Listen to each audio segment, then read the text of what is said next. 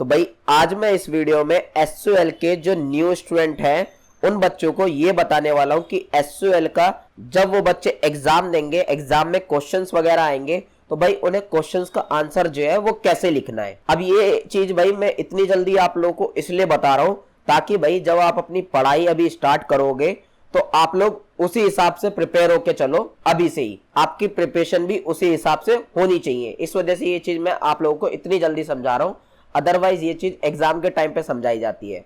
तो देखो भाई, सबसे पहली चीज क्वेश्चन जो है किस टाइप के आते हैं ये समझ लो आप लोग। क्वेश्चन की लैंग्वेज तो भाई थोड़ी बहुत टफ होती है, तो आप लोगों को समझना पड़ेगा भाई। सबसे पहले तो क्वेश्चन, ये जो क्वेश्चन है ये भाई आप लोगों का सिलेबस में से है पॉलिटिकल साइंस ऑनर्स वाले बच्चों के लिए। बहुत जल्दी आप लोगों की भी क्लासेस स्टार्ट करूंगा मैं बीए प्रोग्राम और पॉलिटिकल साइंस ऑनर्स वाले बच्चों की। तो इस क्वेश्चन में भाई हमसे ये पूछा गया है कि जो लेनिन था उसके साम्राज्यवादी जो सिद्धांत था उसके बारे में बताना है हमें, और साथ ही साथ भाई आज के टाइम पे वो कितना ज्यादा इंपॉर्टेंट है उसके बारे में बताना है। अब 12th क्लास में क्या होता था भाई कि आप जो है डायरेक्ट कुछ भी आंसर लिखना जो है स्टार्ट कर देते थे। ग्रेजुएशन में भाई अगर आप लोगों को अच्छे मार्क्स गेन करने हैं तो आप कुछ भी नहीं लिख सकते हो, आप लोगों को एक सीक्वेंस में लिखना होता है, एक तरीके से आंसर लिखना होता है। अब जैसे क्वेश्चन में पूछा गया था कि भाई लेनिन के साम्राज्यवादी सिद्धांत का वर्णन करने के लिए बोला गया था हमसे, यानी कि लेनिन ये जो इंसान है, ये जो फिलोसोफर है, इसके क्या विचार थे भाई,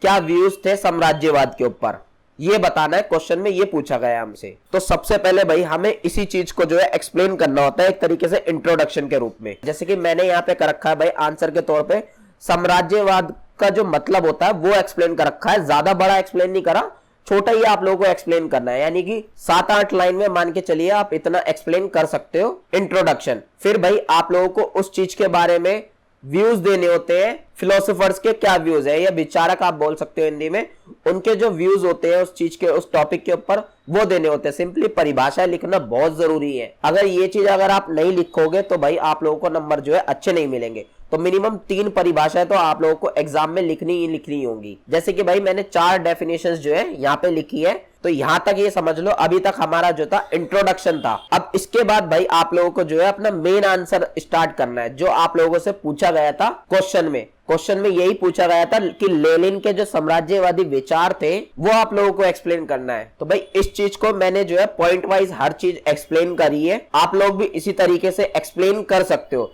जैसे कि ये पहला पॉइंट है हमारा, आप देख सकते हो पहला पॉइंट जो है अच्छा खासा लैंग्वेज में आप लोगों को समझाने के लिए लिखा है मैंने।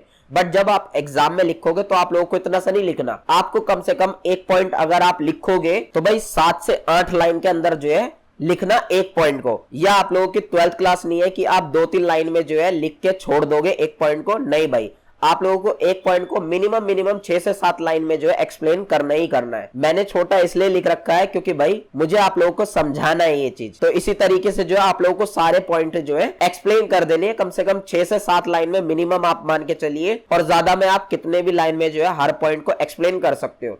अब जो मेन टॉपिक था आप लोगों का, जैसे भाई हमारा मेन टॉपिक था साम्राज्यवाद का सिद्धांत जो है लेनिन का, उसके बारे में हमें बताना था, ये था हमारा मेन टॉपिक। तो इसके भाई मिनिमम अगर आप पॉइंट वाइज कर रहे हो तो मिनिमम भाई आप लोगों को 8 से 10 पॉइंट लिखने हैं।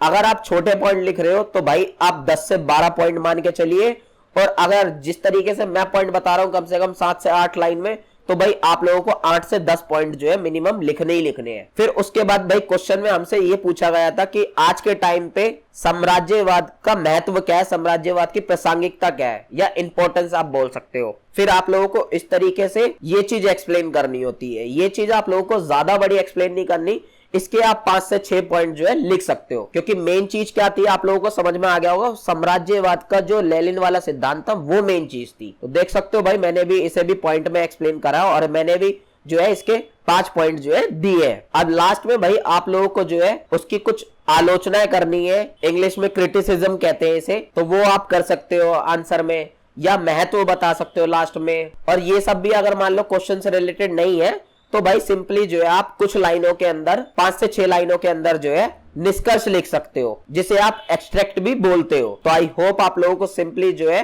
क्वेश्चन का पैटर्न समझ में आ गया होगा। मैं दोबारा से अच्छे से एक्सप्लेन कर देता हूं।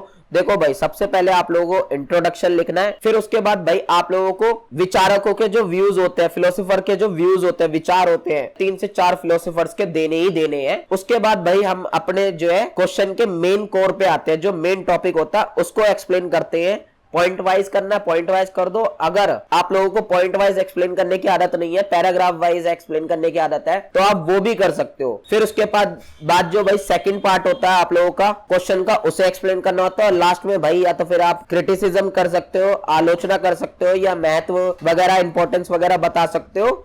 अदरवाइज ये सब चीजें ना हो तो आप जो है निष्कर्ष या एक्सट्रैक्ट इंग्लिश में बोलते हैं, ये चीज लिख के जो है छोड़ सकते हो। ये एक आप लोगों का बहुत अच्छा आंसर माना जाएगा। अब बच्चों का भाई यहाँ पे ये डाउट आता है कि सर हमें कितने पेज में ये मिनिमम आंसर जो है लिखना होगा। तो भाई मिनिमम जो है आप 5 से 6 पेज जो है मान के चलिए, इतने में आप लोगों को एक आंसर जो है अपना लिखना ही लिखना पड़ेगा। और अगर आप लोगों का हाथ तेज चलता है तो भाई आप 7 से 8 पेज जो है फिलअप कर सकते हो, भर सकते हो। तब आप लोगों का आंसर के जो मार्क्स है वो थोड़े और अच्छे मिलेंगे आप लोगों को। अब मैं ये पेज किस हिसाब से बोल रहा हूँ मैं आप लोगों को समझाता हूँ। देखो भाई, मान लो ये है एक पेज, तो मैं इसकी एक साइड को एक पेज गिन रहा हूँ और इसकी दूसरी साइड को दूसरा पेज गिन रहा हूँ। एक चीज और ध्यान रखना भाई, जब आप आंसर लिखोगे तो सबसे पहले भाई एग्जाम में वही आंसर करना जो आप लोगों को सबसे अच्छे तरीके से आता होगा। बाकी भाई आप लोग जो है इंपॉर्टेंट चीजें अगर आप लोगों को पता हो तो भाई उसे अंडरलाइन वगैरह भी करके चले जाइएगा डबल लाइन से। अब ऐसा नहीं है कि भाई पूरे पेज में आप लोगों को अंडरलाइन कर देनी है डबल लाइन से, अगर सारा ही इंपॉर्टेंट है तो नहीं भाई, पूरे पेज में अक्सर 1 या 2 ही अंडरलाइन करनी होती है चीजों को। एक चीज और एक्सप्लेन कर दो भाई,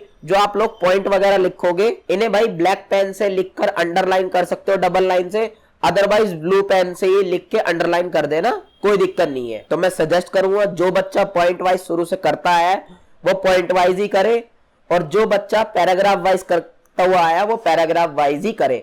बट करना आप लोगों को ऐसा ही है कि सबसे पहले इंट्रोडक्शन लिखना है, फिर भाई आप लोगों को विचार लिखने हैं कुछ फिलोसोफर्स के, और फिर जाके जो है आप लोगों को मेन पोर्शन पे आना है आंसर के, और फिर भाई आप लोगों को महत्व बता देना है या क्रिटिसिज्म कर देना है या आलोचना आप कह सकते हो, और लास्ट में निष्कर्ष जो है लिख देना है। यही आप लोग का एक अच्छा आंसर माना जाएगा। आई होप आप लोग जो है बहुत अच्छे से समझ चुके होंगे।